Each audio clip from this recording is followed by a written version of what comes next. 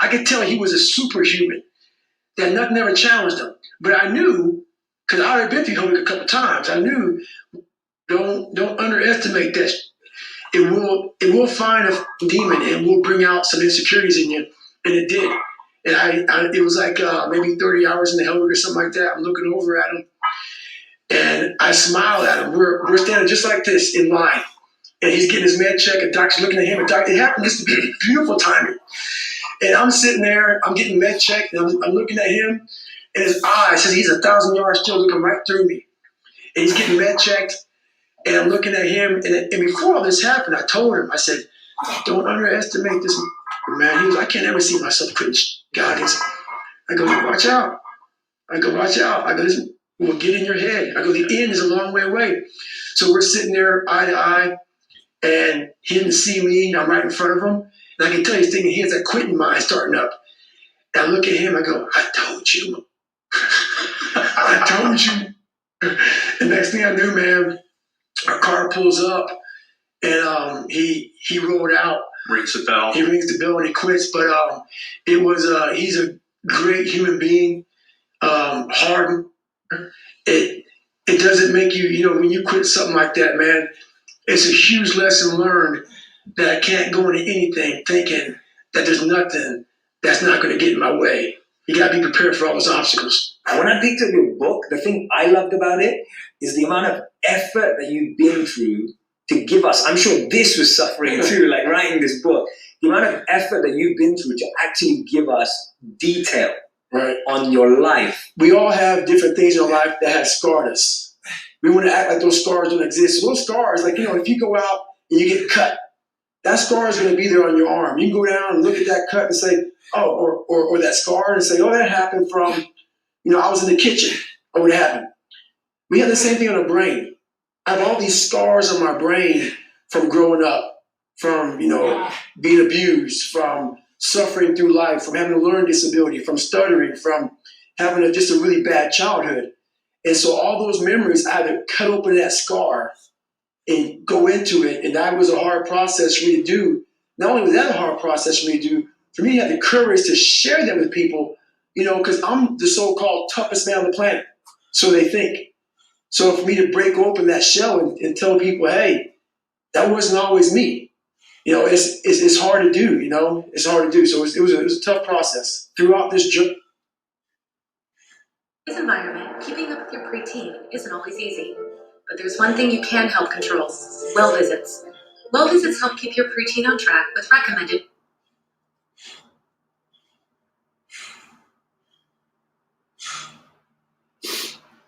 themselves. That's the first thing. A lot of people can live with themselves, look in the mirror and say, I'm okay with being afraid.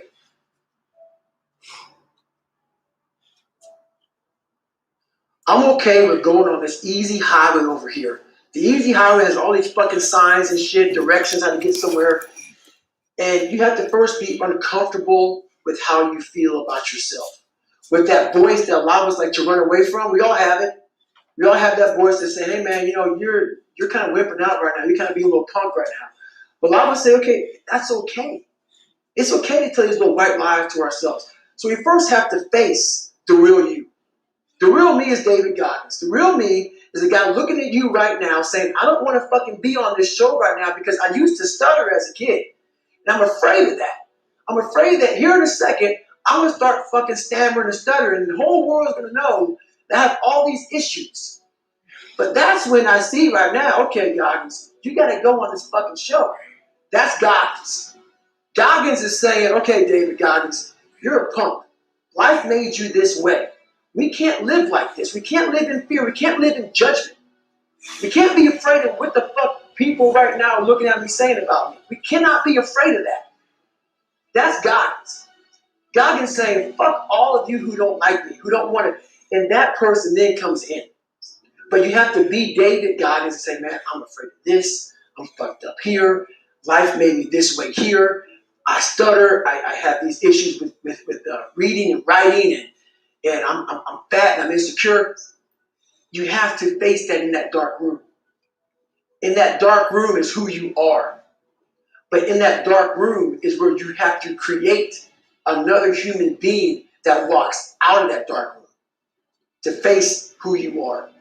That's the only way you're going to get over all those things. You have to create someone else. Not like you have two different personalities. It is you. But you have to find strength.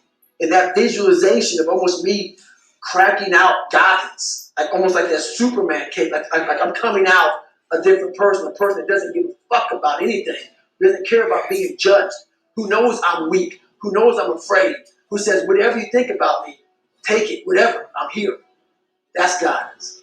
In the dark room, you face yourself, you realize you want to be better, you realize you don't want to be this weak, insecure person in the world who has all these problems that we all have. We all have. Social media is a great platform to tell you who we want to be, not who we are. So that's where that dark room is. So one of the techniques that I use when dealing with these kind of people is I absorb.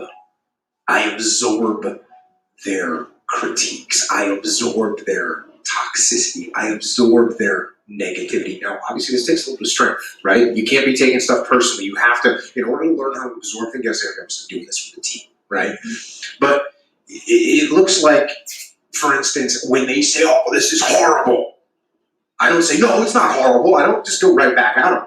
I say, yeah, you know what, we definitely got some room for improvement, right? So I kind of just deflect it and I kind of just absorb it, right? Absorb it a little bit. Because what they want to do is lashing out, right? They're throwing the negativity. They like those explosions. They like to see it hit something and blow up. That's what they're doing. That's how they roll. So you're going to absorb it and catch it and pull it in, right? The last thing I want to do with someone that's being super negative is I want to give them some ownership.